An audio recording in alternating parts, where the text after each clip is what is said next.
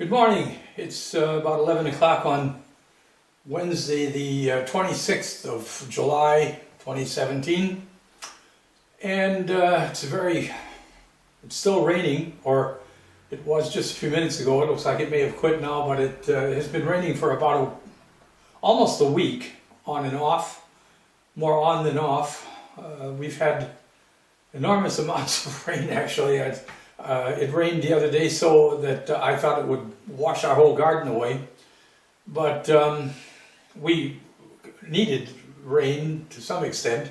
However, it's rather extreme, and the temperatures are extreme too. It's about well, in Fahrenheit, must be about 50 degrees, 10 degrees Celsius. So it's, for July, very unusual to be that cold.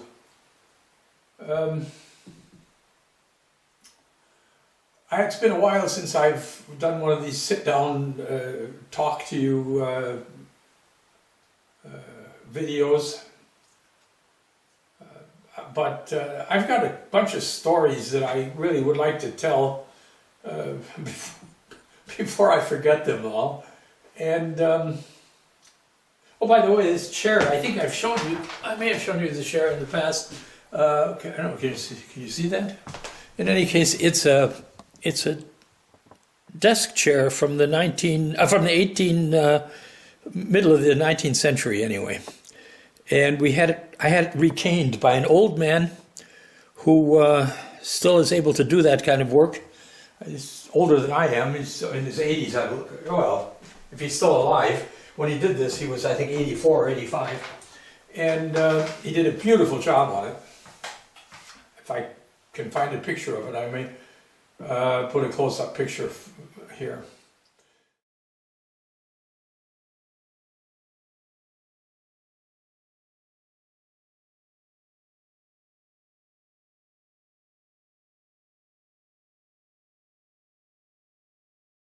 The story I want to tell you today is a car story.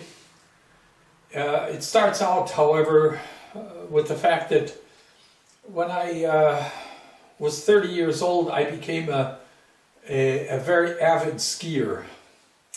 Now, I grew up in south of Chicago, and I had never even seen a pair of skis. When I got to Europe, I had one adventure on skis, which was not very convincing. I tried to take a ski course, in fact, in Austria, in the first few months that I was in Europe, and it was all right, but I didn't feel at all like that was... I was mostly picking my glasses up off the ground and off the snow and wiping the snow out of my face and so on.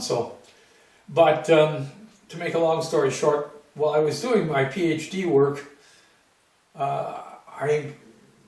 we lived in an apartment next door to some people that were also not yet skiers, but they wanted to learn, and they had a good ski school they went to, and they insisted that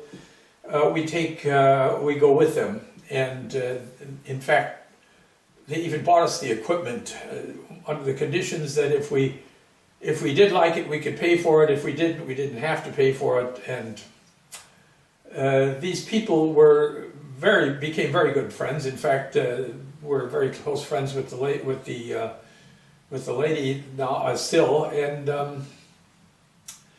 at the time, they were both of them were working for IBM, and they were enjoying the good life. And at the time, this was 1970, probably 1969. They bought an orange-colored Ro 80. This is a car built by NSU. Some of you may be aware of it. It was a very attractive-looking, I'll put a picture here, very attractive-looking four-door sedan.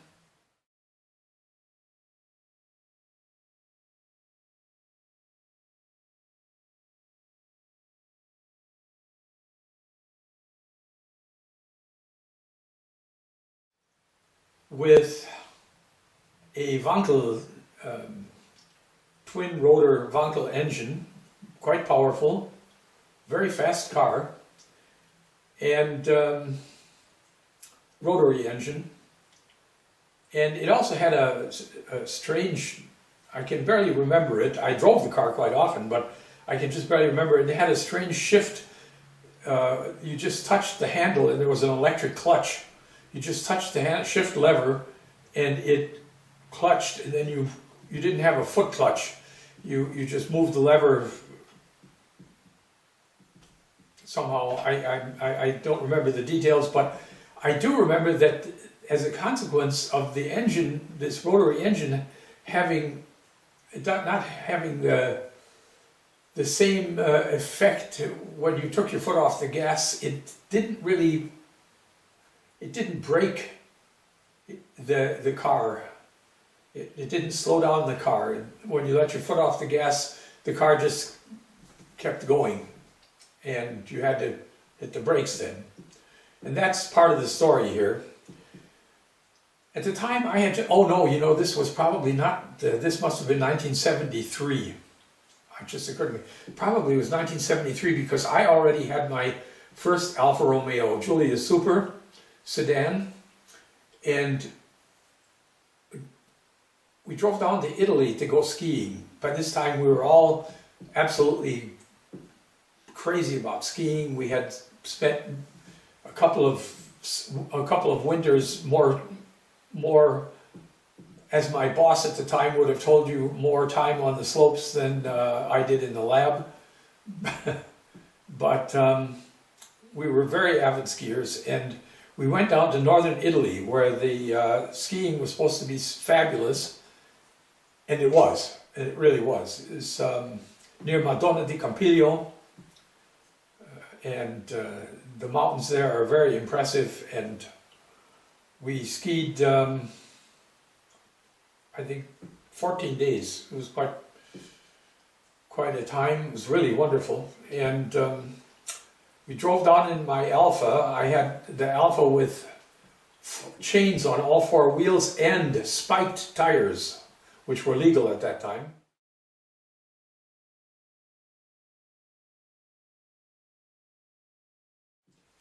And that car just went everywhere. It was just incredible. For a rear-wheel drive car, it was just amazing. And we had fun going through snow that was way up over the windshield, basically. And at the end of our ski trip, we went to pack the car, and the car was gone. Well, long story, I'll make it short. The police gave us no hope whatsoever we'd get it back. It had been stolen out of the hotel parking lot, and so we had to pack in all of our gear, skis and boots and equipment for making. People used to say we took our household with us, everything imaginable that we had, with coffee makers and everything possible, into the Ro 80, into this car of our neighbors, and ride back with them. So there were four adults, four rather heavy adults, or at least a couple of heavy adults, and all the ski equipment and all that. So we were loaded, really loaded. We drove from the little town of Folgarita, where we skied, through the Alps to Switzerland, and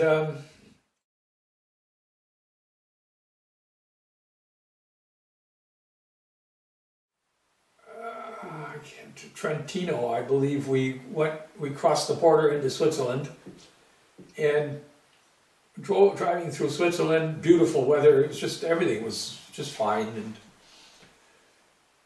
as we were coming to the town of Chur,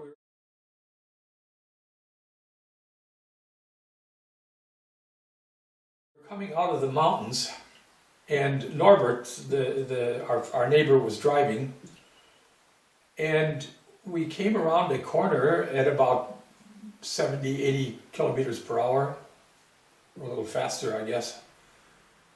And all of a sudden he said, "The brakes have failed." and he pushed the pedal all the way down to the floor, and the brakes had no effect whatsoever. Well, we were on a very curvy road coming out of the mountains, fully loaded with everything imaginable, and we still had at least 1.5 kilometers until we came into the town, but there was no slowing down. It was downhill the whole way, and the engine, regardless of what gear he put it in, the engine did not slow the car down. The handbrake had a very, very slight effect. It did actually slow it down a little bit. And he was getting ready. We had a big wall of stone on the side. I mean, it was a mountain, coming out of a mountain pass. And he said, I'm going to have to move over and rub against the stone, hoping that that will slow us down. Well, just about as he was going to do that, the road straightened out and we saw that we were entering the town. So he just hit the horn, turned on the lights and hit the horn, and just constantly held the horn down, and we just kept going, finally slowing down until we were able to come to a stop. We went through at least 3 red lights, and it was on a Sunday afternoon or evening, early evening, and so there was very little traffic, thank goodness.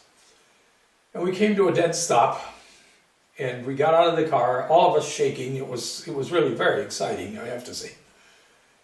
And we got back in the car, and the brakes worked again. So we drove to a filling station that seemed to have a little bit of a garage, or that. This is way back in the 1970s when there still was a filling station that had service. And the garage guy looked at the car, and he didn't even look at the brakes. He said, when's the last time you changed the brake fluid?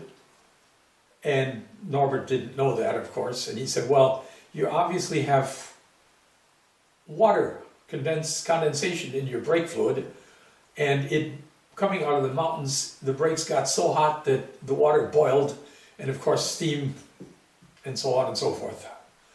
Well, this was not a common known problem back then. In the meantime, of course, I think most people know that you have to change your brake fluid at least every other year, and especially if well, it's a good idea in any case.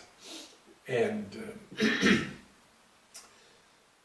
so we drove home normally. Then the ground, it was flat from there on back, and in fact it was uphill some of the way, so we were able to drive home without any problem. And Norbert had the brake fluid changed the next day, and the car was fine. But I wanted to share that with you because some people may still not know that it is very important to have fresh brake fluid in your brakes, and especially if you are in climatic conditions where there could be a lot of condensation. You'll be completely without brakes if the water does boil. Well, that's my story for Wednesday morning. I'm going to tell, I have a few more tales like that to tell, and some of them, most of them not that dramatic. It was rather dramatic, but I'll be telling them in the next few weeks too. So thanks a lot for watching, thanks for commenting, and for subscribing. And I'm going to have to go clean up the kitchen.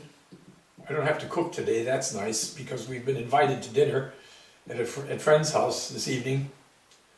But the kitchen's a mess, and so I have to go clean it up. I'm going to take care of that now, once I get this video edited and uploading. Thanks for joining me. Have a nice day.